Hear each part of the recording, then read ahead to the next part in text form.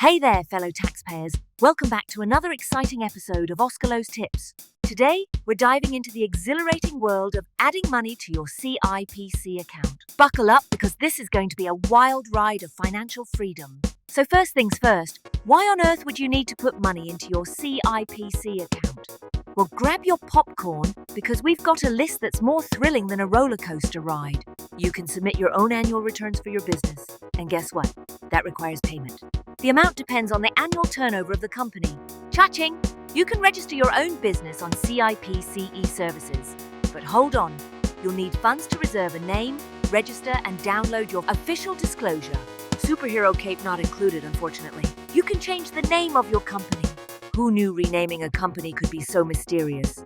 And last but not least, you can register a domain, because why not conquer the online world while you're at it?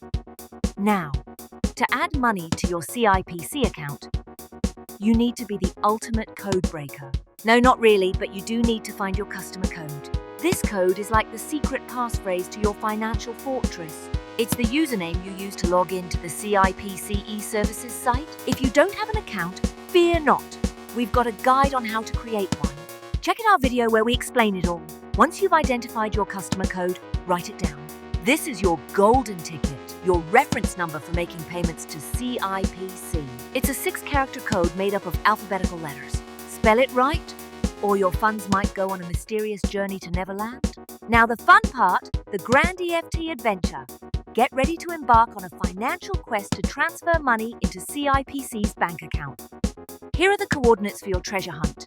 ABSA Bank, account name, CIPC, account number 40556811017, branch code 632005, and the magical passphrase?